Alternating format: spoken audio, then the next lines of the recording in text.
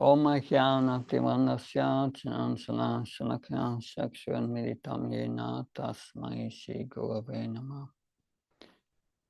Chaitanya Manobhistam Stapitam Yena Bhutaleshvam Rabhakadamyam Dadati Svapadantikam. Vandeham Shiyo Shiyuda Padakamanam Shiyum Vaishnavam Sham. Shirupam Charichatam Sakanaragnatam Vitam Tam Sajivam Sadvaitam Savadutam Parjana Saitam Sri Krishna Chaitanya Devam Shri Radha Krishna Padan Sakanalita Shivishakam Vitam Sha. He Krishna Karuna Sindhu Dino Bando Jatpate Gopesha Gopika Kanta Radha Kanta Namastute. Tapta Kanchana Gaurangi Radhe Vrindavaneshwari Vrishabhana Sutta Devi Pranamama Haripriye. Vancha Kalpa Tarubhya Kripa Sindhubhya Padnam Pavanabhyo Vaishnavyo Namo Namo. Jaya Shri Krishna Chaitanya Prabhu Nityananda Shri Advaita Gadadhar Shiva Sadi Gaura Bhakta. Hare Krishna, Krishna Krishna, Hare Hare, Hare Ram, Ram Ram, Hare Hare. Nama Om Vishnu Padaya, Krishna Prestaya Bhutale, Srimate Bhaktivedanta Swami Tinamini. Namaste Saraswati Devi Gauravanya Pacharani, Nirvishesha Sunyavadi Paskachai Desatarani. Srila Prabhupada Ki. The last time we spoke about the Vedas. Today we will speak about Srila Prabhupada's mission, especially preaching and book distribution. We are at chapter 14 of the Bhakta handbook, online Bhakta handbook. The main business of the Hare Krishna movement is to bring people to the platform of understanding their original constitutional position as an eternal servant of the Supreme Lord, Sri Krishna. Therefore, the devotees are primarily engaged in educating the public in spiritual values. So this is our mission, that to inform everyone that we are a spirit soul, not this body. And according to Bhagavad Gita, this spirit soul is a part and parcel of the Supreme, or part and parcel of Krishna. And Krishna explains that in the 15th chapter, verse 7, that Mamaivam Shiveloki Shiva Bhuta Sanatan Manasastan Indriyani Pragatistani Karshati. The living entities in this material world are my eternal fragmental parts. Eternal fragmental parts. Fragmental parts, but eternal. Krishna is eternal, we are eternal. Manasastan Indriyani Pragatistani Karshati. Due to conditioned life, they are struggling very hard with the six senses, which include the mind. So we are there to inform everyone that the struggle with the heart, with this struggling heart with six senses and the mind, that is not our natural condition. Will never gives us happiness. That happiness comes from contact with Krishna. That contact is established through Krishna's internal energy, spiritual energy. And we can make that contact to devotional service. This is the devotion, that's the energy, the spiritual energy that brings us in contact with Krishna. And that this devotion, this love will only make us happy. Everyone wants to be happy in this world, but they do not attain it. That our real happiness is that we want to love and be loved. And in this material world, we get rarely a drop of that. But this bhakti ras, this devotional service, is an ocean of love. That ocean of nectarian love, bhakti. And we are here to share that with everyone and give them the process how to attain it. Therefore, Prabhupada has written many books with translations and commentaries, especially on Bhagavad Gita, Srimad Bhagavatam, and some of the writings of the 6 Goswamis, and Chaitanya Charitamrita, of course. So these books give the highest form of spiritual knowledge, Prabhupada says, and is the highest form of spiritual knowledge. It's not just the lower forms like knowledge of Brahman, knowledge of Paramatma. It gives knowledge of Bhagavan, which include the other forms of knowledge. And to attain this highest form of spiritual knowledge, we need the highest process. Only by bhakti you can realize this knowledge. And this is what Krishna says in Bhagavad Gita, because getting this highest knowledge begins with knowing Krishna. And how can we know Krishna? That Krishna says in Bhagavad Gita 18:55, Bhaktya mam abhijanati chayavanya sasmi tattvataha tato mam tattvatohatva vishate tat anantaram. One can understand me as I am, as the Supreme Personality of Godhead, only by devotional service. When one is in full conscious of me by such devotion, he can enter into the kingdom of God. So this is the highest knowledge, that when we know Krishna, then we can enter the spiritual world.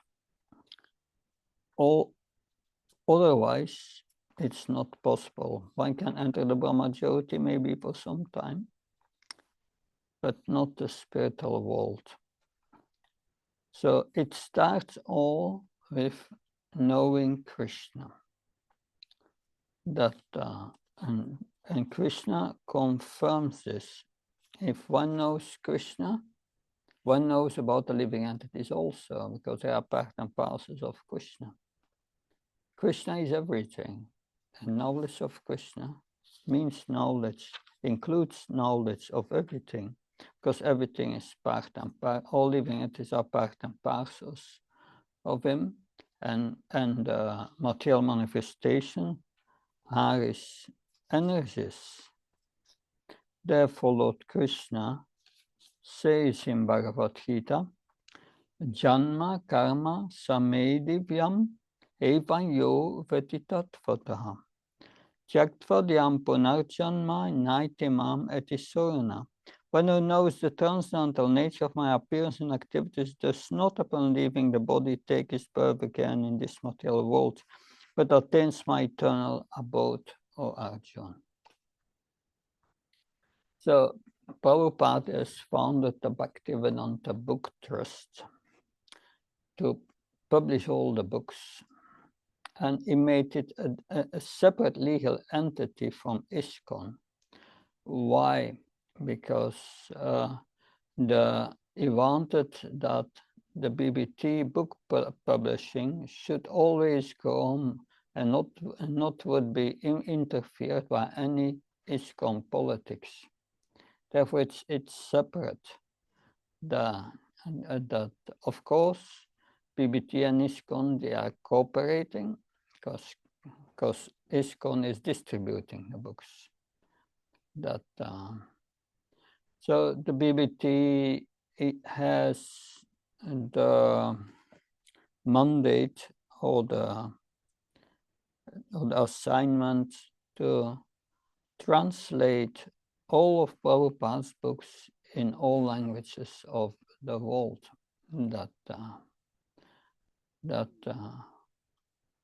So we have, especially in the 70s, 80s, distributed millions and millions of these books.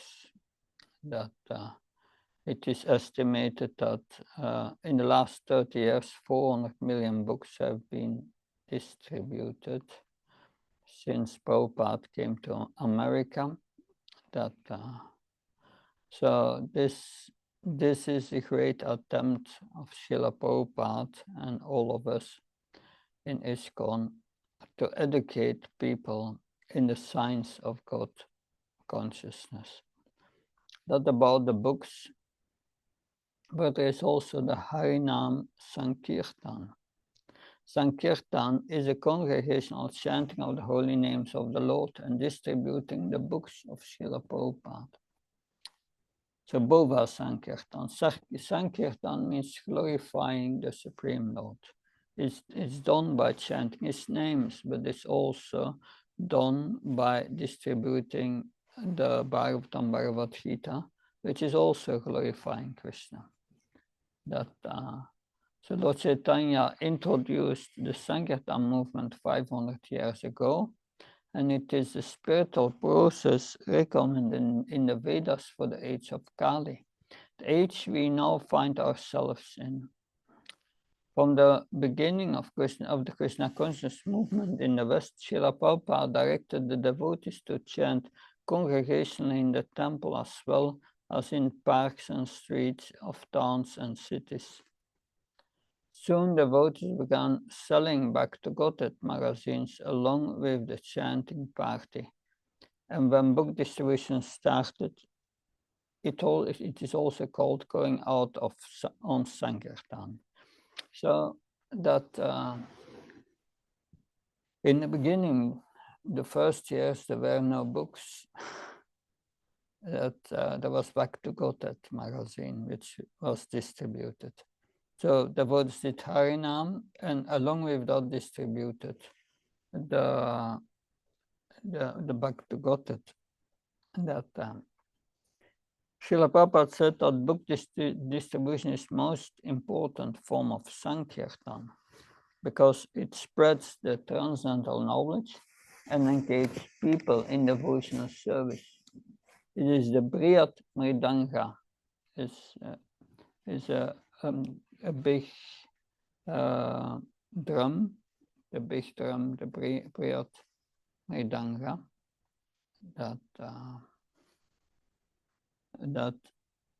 and therefore the production and distribution of transcendental knowledge is very pleasing to Srila Prabhupada and the entire succession.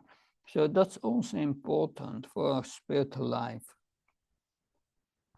If we participate in the Sankirtan movement, then Srila Prabhupada and Spiritual Master will be pleased. And because we please the Guru Parampara, we get mercy, and we need mercy, a lot of mercy for chanting properly, for whatever we do in the Krishna consciousness movement. It's based on mercy. And that mercy comes to the Guru Parampara, and Prabhupada's instruction was that this book distribution business is our family business, is the most important business. Then preaching, we hold public programs. That every center holds public programs in which initiated devotees, Vaishnava Brahmins, speak on spiritual philosophy and answer any questions which the audience may have. In the Sunday program, the devotees chant mantras congregationally, give lectures, provide spiritual entertainment, and offer a grand feast to the guests. So these Sunday feast programs were introduced in New York already in the 26th 2nd Avenue. Then there every Sunday there was Sunday feast introduced. And Prabhupada in the beginning would cook everything single-handed. And Gandhi was teaching the devotees how to cook, how to be clean, and so that he did everything himself in the beginning. But gradually it became a tradition, movement to attract people. Sunday program means some kirtan, a lecture, and prasad. Of course, not only the Sunday feast, that we have also a lot of festivals. Our movement is known for its festivals. Throughout the year, we have so many festivals. It's on specific holy days of the year, festivals are celebrated in prominent places. In the famous Rath Yatra festival, the Lord rides through the streets on a chariot pulled by thousands of enthusiastic followers. Over 4 million people in India take direct part in this ecstatic event. Each major temple holds festivals on the appearance day of Lord Krishna, called Janmashtami, which is now Saturday. So Lord Chaitanya, called Karpunim, Lord Ramachandra, called Ramnami, and Lord Nrsimhadev, called Nrsimha Chaturdasi. The appearance days of these incarnations of Krishna are celebrated with big festivals, shows, displays, chanting and feasting. Everyone is welcome to attend. So on these days we have also dramas and so many events. It becomes a festival that attracts many people. So on every continent, the Padayatra program enthusiasts walk hundreds of miles throughout the countryside, usually with a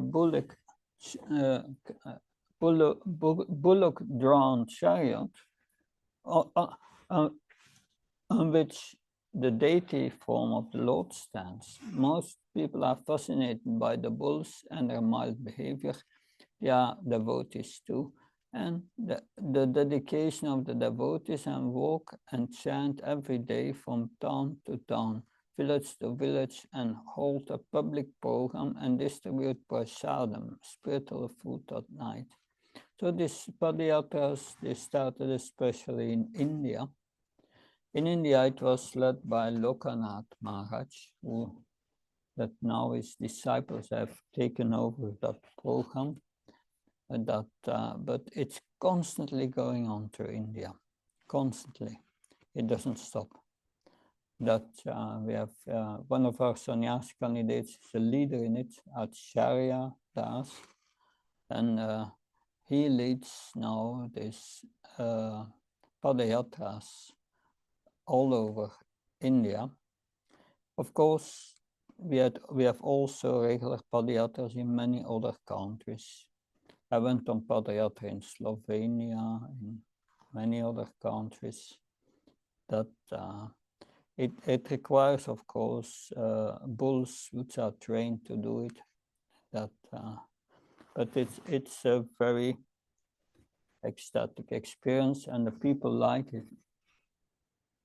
Sometimes devotees put on a festival of India, where they have free prasadam, exhibits of Vedic culture and philosophy, Bharatanatyam dances, plays, and musical entertainment. People of all kinds came for spiritual fun. In many places, this festival of India is combined with Ratha Yatra festival of other festivals, and it attracts many people. Now we have our restaurants, Govinda restaurants. Restaurants, usually Govindas or Gopals, are popular all over the world because one can be satisfied with the tasty dishes they offer at modest price. Such dishes are designed to convince even a determined meat eater that vegetarian food is healthy and delicious. Beyond that, the food is prasadam or spiritualized food that has been offered to Govinda Krishna, the satisfier of the senses. Therefore, Govinda's restaurants are also designed to convince the determined restaurant goer that prasadam is worth eating all the time. So it's prasadam. Prabhupada called it our secret weapon, because prasadam has a purifying effect, that it really purifies one from passion and ignorance and comes to better understanding, and one's intelligence is a bit cleared up. That so yes, that Prabhupada introduced also many sweets like Simply Wonderfuls and so on. You can find that all in our cookbooks. That then there is the school preaching or the college preaching. Educational institutions train children to function in society, and because society is in constant flux, schools constantly modify their teaching programs. But real knowledge doesn't change. Therefore, the Krishna consciousness movement presents the absolute knowledge of the Vedas in classrooms to show that Krishna consciousness is based on science and not blind faith. Is not blind faith, sentimentalism, or speculation. The science of Krishna consciousness includes also the means to directly experience absolute knowledge and the sublime goal by which everyone can become happy. When the devotee is invited to give a classroom presentation, he begins with kirtan, chanting the holy names, and all the students can participate.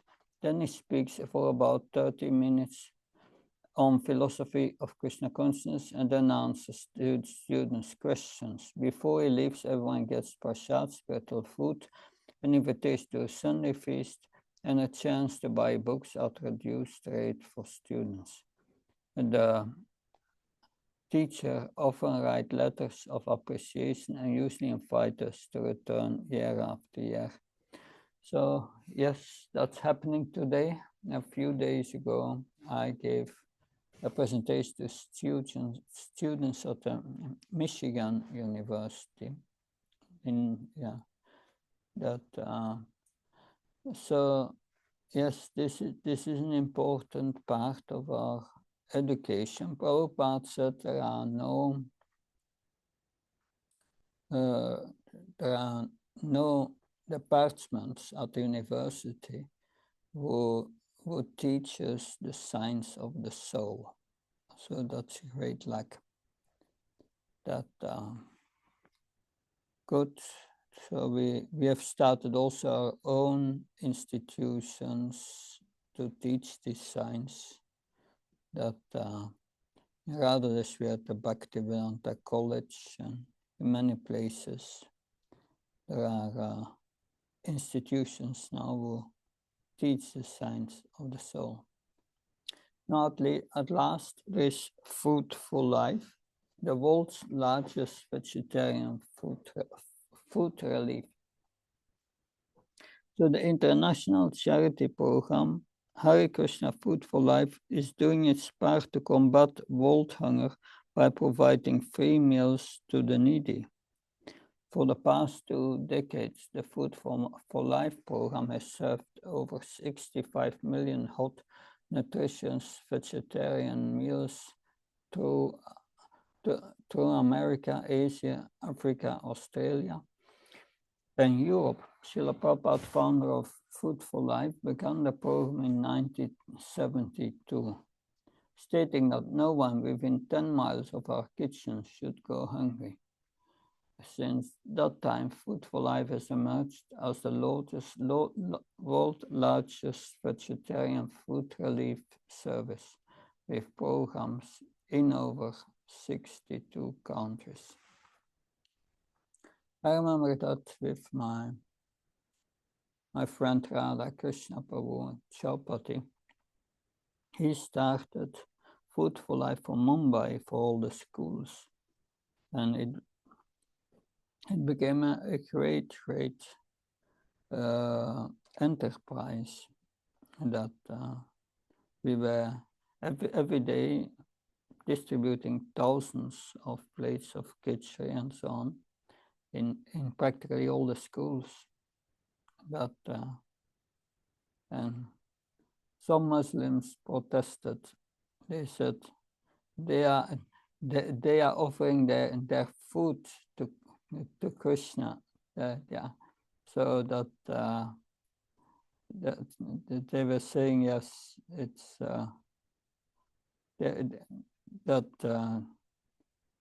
but our comment was yes, we are offering only one plate of the many thousands to Krishna.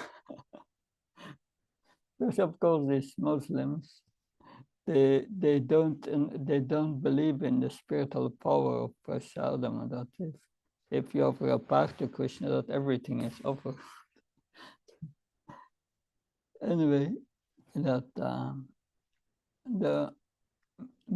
the meticulous preparation and vast distribution of vegetarian foods has always been an essential part of the 5,000-year-old cultural tradition that Food for Life represents. Because that is in the Vedic culture, it is part of the dharma of the grihastra, the married couples. They must cook every day and invite all hungry people and serve them before they eat. That's a Vedic culture. So it is said here, in Vedic times, whenever a householder made prasadam, he would call out in the street prasadam 3 times and offer the food to others before he would eat. Today, the program distributes 350,000 free meals every month from vans and free food restaurants, as well as to homeless shelters, orphanages, mental hospitals, schools, and disaster areas. At risk of their lives, Food for Life volunteers also help in areas of conflicts, feeding innocent victims of war.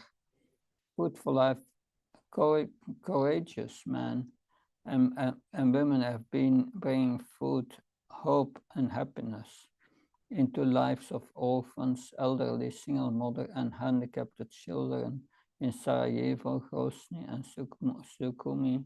Over 2 million free meals have been served in these 3 cities.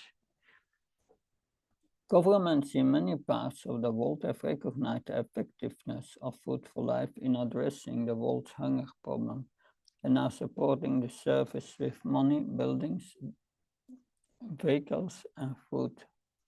Food for Life can feed more people for less money than any other food relief organization in the world, claimed Paul Turner, International Director for Service, primarily because we are totally vegetarian and partly because of all Food for Life members are volunteers. Started in the early 70s, that personally by Srila Prabhupada, the goal of this program is to feed needy people.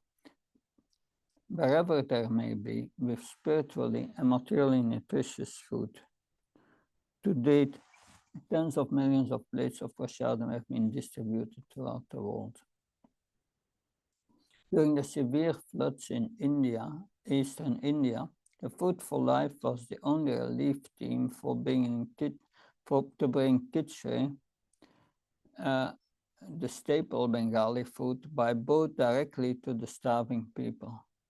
Food for Life is now being praised both by Russian and Chechenian authorities as having the most efficient food distribution program in the embattled region. In Sarajevo, despite the hostilities, Food for Life has for many years been supplying hospitals and educational institutions with needed food. In Australia and America, regular programs for feeding the poor and homeless make life more pleasant for these desperate people. There are literally hundreds of examples of the good work done by dedicated volunteers who have nothing in the way of salary for their charitable work. Food for Life relief organizations also have been supplied clothing and blankets in areas of major earthquakes and other disasters. We have also the program, it's a kind of sadhu seva program in Vrindavan, where sadhus are provided for the winter with nice bedding and cloth and so on, that taking care of the sadhus in places like Vrindavan. That is also a program that is going on. But Food for Life has been very successful in many parts of the world. Also, after the tsunami, there was also a whole relief program that, and of course, that makes our movement. It puts our movement immediately in a positive daylight. So it's an important program to start it.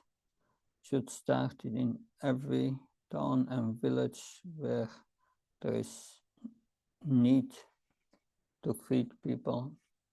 That it will improve our public relations. So that what we went through today is very important. Distributing books, distributing the holy name, distributing prasadam are key elements of our mission.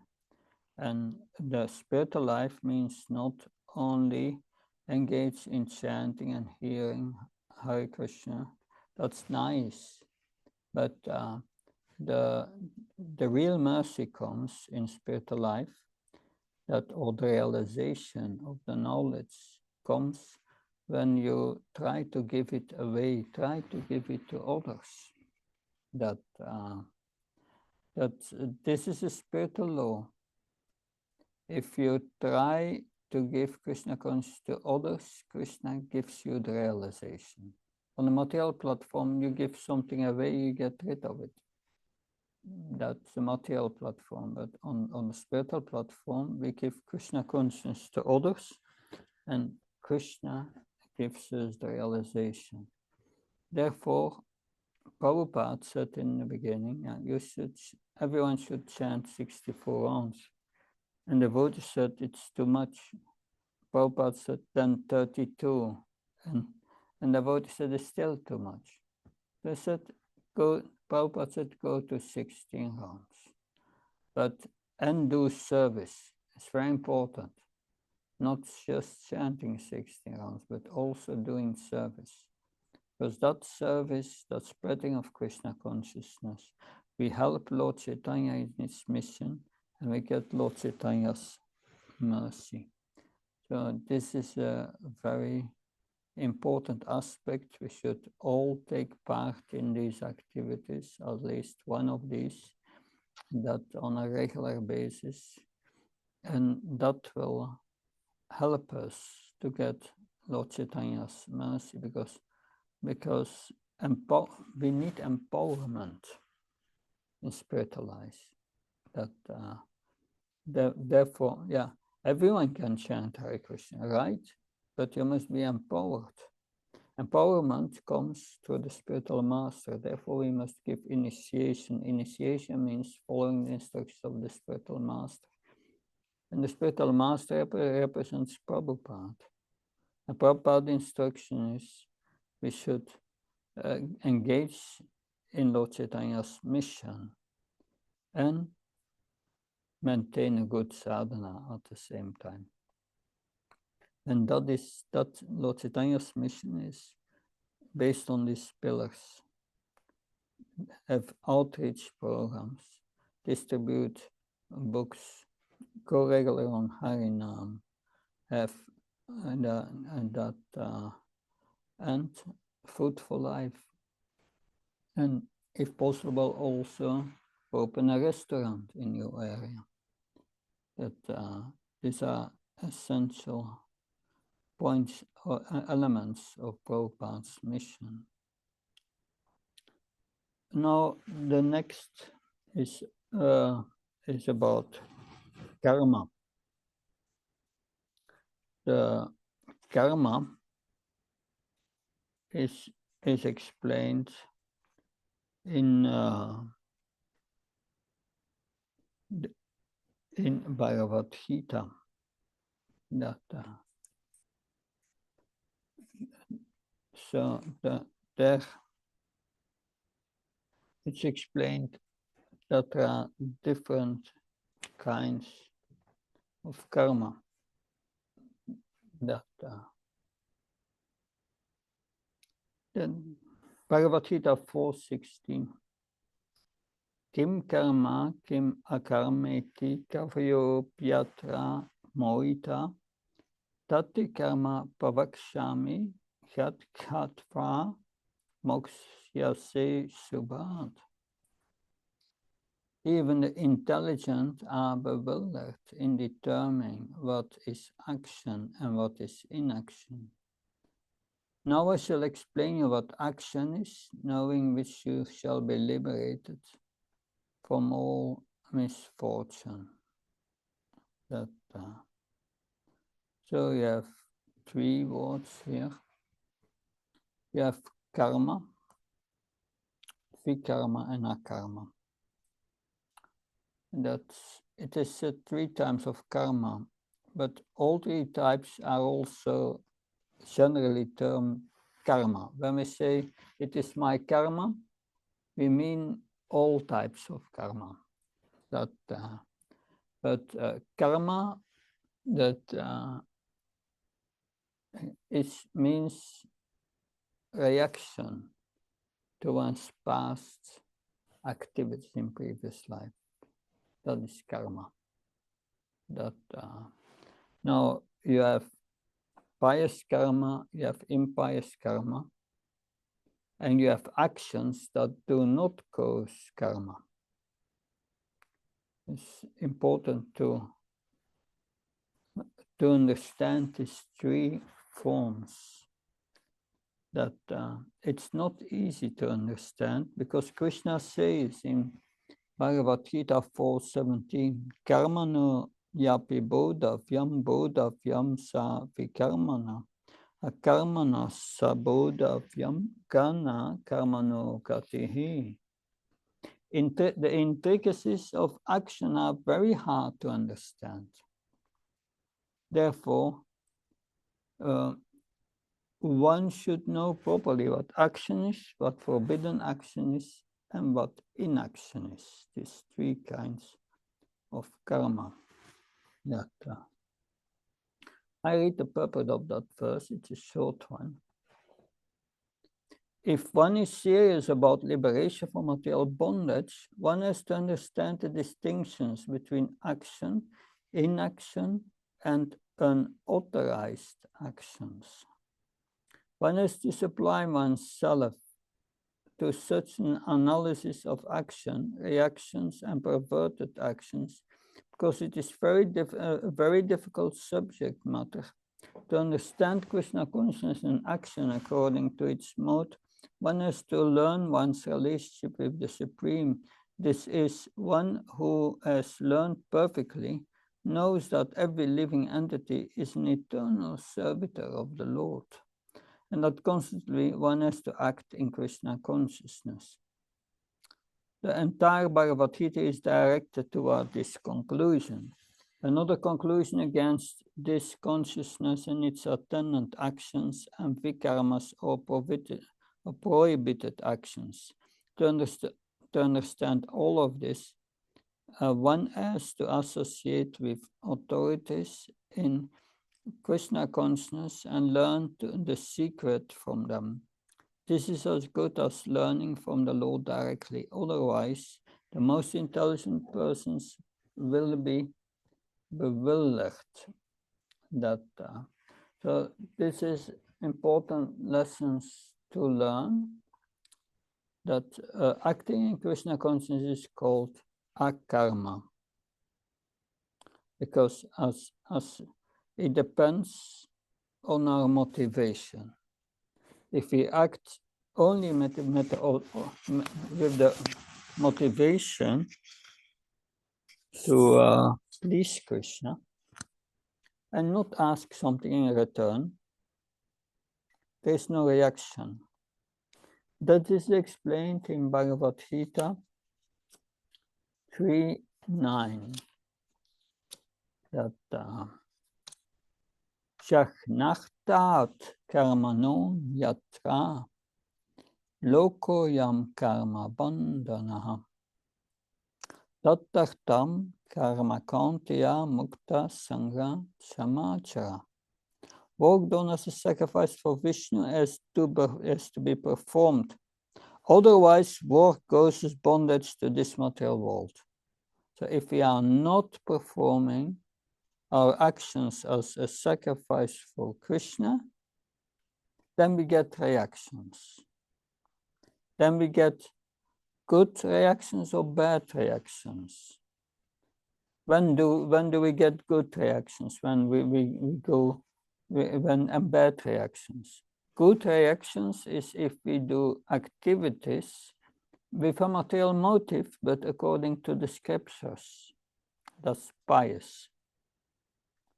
Then, if we perform activities we are against the scriptures, they are sinful and they give suffering. The pious activities gives happiness to the body and the mind, not to the soul. The purpose of Bhagavad Gita is to explain how to act as a spirit soul. Act as a spirit soul means akarma, only for the pleasure of Krishna without asking something in return. Whatever we do with any other motivation, we will get karma. We will get reactions. And these reactions are classified in two ways, vikarma and akarma, if they are done according to the scripture or against the scripture. That against the scripture, what are the activities against the scriptures? Are the activities against the religious principles of cleanliness, of truthfulness, of mercy, and compassion. Compassion, and tapasya, and austerity. Activities that goes against that are eating meat, fish or eggs, illicit sex, taking intoxication, and being untruthful. When one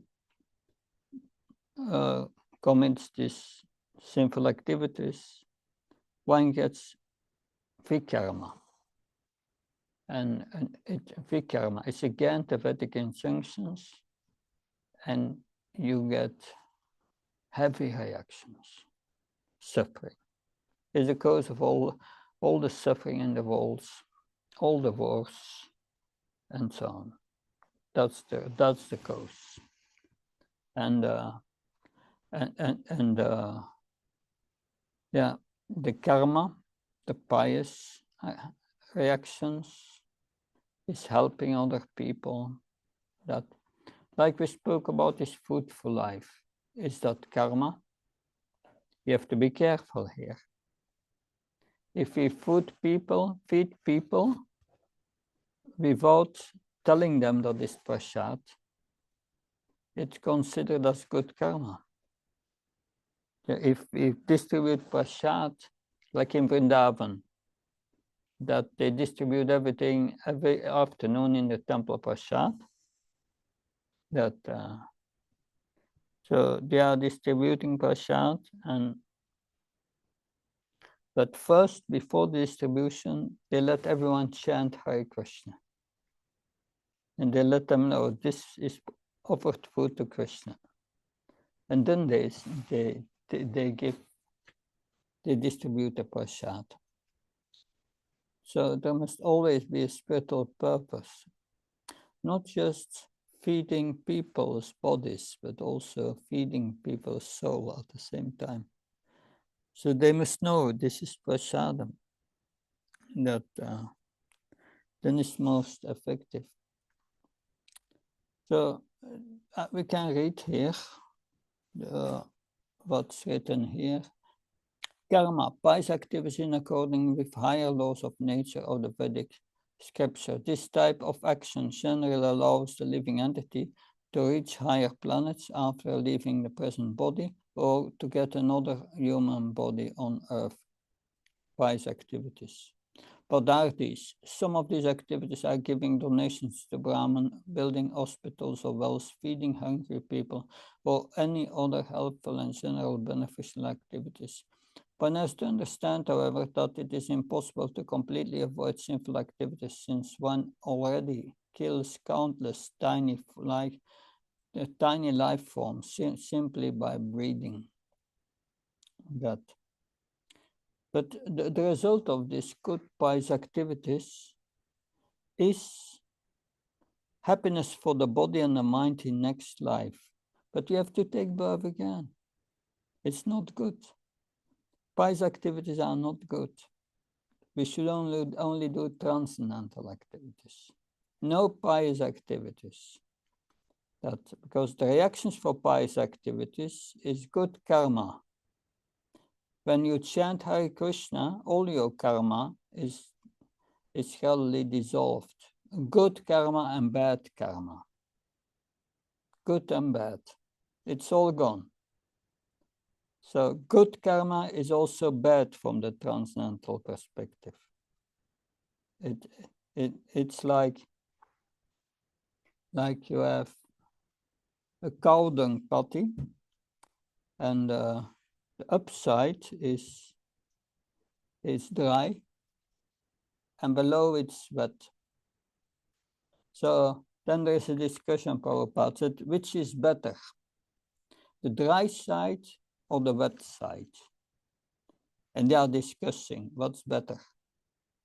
But finally, dry or wet, it's all stool. So whether good karma or bad karma, it's all bad. That from the transcendental perspective, we don't want it. We are distributing food for life, not to get good karma. We want transcendental benefit. We want to give Krishna consciousness to others, to the food. It's very important. It's not just giving food to people. We make them aware, make them chant Hare Krishna, give them with the food an invitation or whatever. But they should know this is prasad, this is spiritual food. That then we get real benefit. So then, vikarma, illicit activities against the law of nature. So this cause suffering, that's a reaction in next life. Whatever we suffer in this life comes from our vikarma, previous lives. Each activity which ignores or opposes the Vedic injunctions or their basic activities can be considered to be in this category. In the 16th chapter of Bhagavad Gita, Krishna says that the difference between demons and devotees is demons, they are not following Shastra or scriptures. They act according to their own whims. And for the devotees, they accept Krishna as the pranam, as the proof, and they dedicate their lives on following Shastra and the scriptures. So vikarma. Within these activities, this category of activities are the torture and killing of animals, theft, cheating, intoxication, arson, illicit sex life, prostitution, and similar activities which destroy the social harmony and peace in society. A consequence of vikarma are this is birth in a low-class human life, form under suffering and miserable conditions, poverty, incurable, and severe diseases of birth in a non-human life of form. So that are heavy consequences. As activities of the living entities are never exclusively pious or sinful, and the law of karma is very subtle and extremely complex, it is impossible to give an extensive description which goes beyond the basic principles. One may achieve, so that's what Krishna says, intricacies of karma are very difficult to understand. We should not try to understand. It's not possible. One may achieve a higher position because of one's good karma, but since it is practically impossible to completely avoid sinful activities, and one may also have to expect sinful reactions from previous life, one can slowly fall from a high position and be forced to reap one's bad karma. Though the good and bad reactions to our previous activities are unavoidable and unchangeable for a karmi, fruitive, motivated worker, one still has the free will to change one's course of action in every moment of life. So that's our free will. We can do vikarma, we can do good karma, or we can do akarma or Krishna consciousness. With our desire, we have the choice that Krishna is not responsible for our desire. That's we are responsible, and according to our desire, we get karma, vikarma, or akarma. So activities which don't cause karmic reactions are called akarma. This does not refer to material inertia, but by not being purely transcendental activities which are performed solely for the pleasure of the Supreme Personality of God are akarma. Bhagavad Gita 3.9.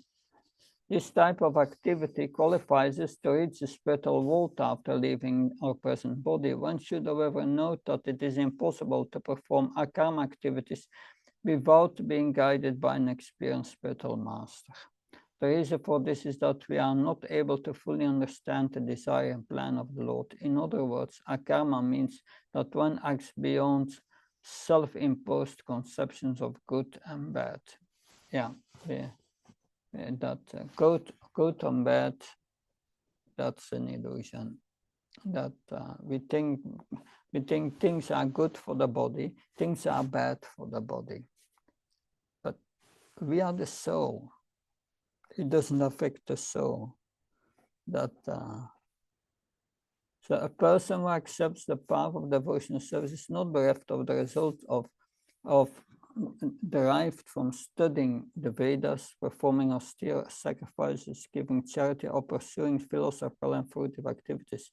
Simply by performing devotional service, he attains all of this, and at the end, he reaches the supreme eternal abode. That's what Krishna says about his devotees who perform pure devotional service. One cannot refrain from action, because The soul is by nature active. It cannot be inactive. It must be active. Prabhupada said, if the soul is so active within the body, how can it be inactive when it's outside the body? So therefore, Krishna quotes then Bhagavad Gita 9:27-28, which is factually the highest form of karma yoga called bhakti yoga. That whatever you do, whatever you eat, whatever you offer or give away, or whatever austerities you perform, do that, O son of Kunti, as an offering to me. In this way, you will be freed from bondage to work and its auspicious and inauspicious results. With your mind fixed on me in this principle of renunciation, you will be liberated and come to me. Bhagavad Gita 9:27-28. So next week we will look at reincarnation. So Ambarish Prabhu. Hare Krishna Maharaj, thank you so much for such a nice class. So much to learn just from karma itself. I have two questions, Maharaj. First, in the journey of a devotee, once we start devotional service at the neophyte level, from Kanishta to Madhyam and Madhyam to Uttama, especially from Kanishta to Madhyama, there will be a mixed bag of activities. We will not be 100% doing our karmas. We will be doing vikarmas and karmas as well. So especially for a devotee, how does is he protected while accidentally or intentionally or unintentionally performing a karma or karma? Does he or she have to pay for the reactions? Akarma savakarma moksha kama udarati tivrina bhaktiona shivete purushamparam. Yeah. Akarma savakarma va akarma savakarma moksha kama udirayat. Not sure that word, but Tivrena Bhaktiyorena Chaita Purushamparam. Whether one approaches Krishna with material desires or without material desires, or desire liberation, which is also material motive. Tivrena Bhaktiyorena, with great force, one should perform Bhakti Yoga to the Supreme Personality of Godhead. So that means that's the first thing, that if we perform Bhakti Yoga, even we have material desires, gradually these desires will become purified. That's the first thing. At the same time, we have material desires. If these material desires can be of two kinds, we learned here. If they are sinful, we have to block them, give them up. And that if they are not sinful, we must use them in Krishna's service. That's called the dovetailing technique. What you are good in, what you like to do, you do for Krishna. And then gradually, this desire will become purified and become spiritual. At the end, you will only do it for Krishna without asking something in return. So that is a gradual process. But if we are engaging, if we must have the intention of pleasing Krishna, even if we have material desires. And that should be the most important desire, which must be stronger than all other desires. And then all the other desires will become purified by engaging them in Krishna's service. So that is the dovetailing technique. That it takes a while. So first we should try to become a Kanishta. not that we automatically are a Kanishta in the beginning. A Kanishta is one who is becoming purified. That's the stage of Anartha-nivritti. We come to that stage when we have this pure desire and that desire becomes the strongest, and we give up our offenses against the holy name, then we come to that. Usually that takes some time. It's not from the beginning that we are a pure devotee. That it takes some time. That helps. Yes, Maharaj. And Maharaj, the second question was about the prasadam distribution. When we go for a Harinam, we have some coconut balls and we just give it to them. But here you mentioned that if you are not informing them that it is prasad, then it is just a good karma. Yeah, put a prasad in a little thing, a little plastic with a little invitation card of saying, this is Krishna prasadam, chant Hare Krishna. Keep, Okay. do it in that. Okay. Yeah, that's a combination. Yeah. Okay. Okay.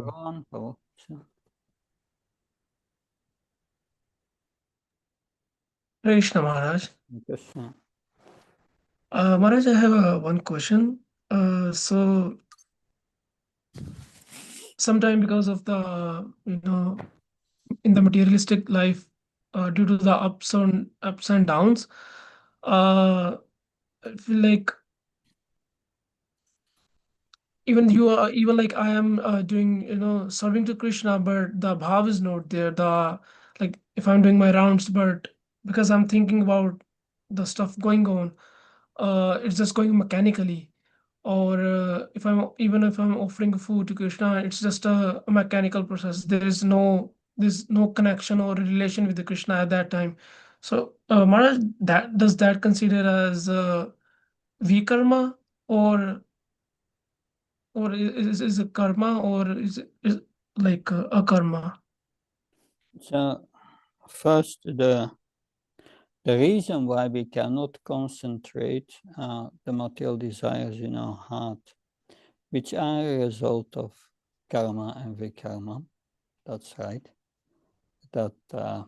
But we make an endeavor to offer to Krishna, even if we cannot control our minds and this come up during the offering or whatever. Krishna sees our endeavor. But we should try our best just during that moment of the offering to think of Krishna during the little moments and pray to Krishna for his mercy. And then Krishna will accept the offering. That we try our best. That is what Krishna wants to see. The contamination may be very strong in the beginning, but we try our best. Krishna sees the endeavor that we make. And the endeavor may be difficult in the beginning, but we try. Krishna sees our trying. That's most important. And he will accept the food if he sees we are just trying. Even the material energy is very strong. Does that help, Rampu? Sure, Maharaj. Yeah. So the endeavors are more important than being perfect. Yeah, Krishna sees your intention. That's important. I mean, Maharaj, like it goes like sometimes it goes like that.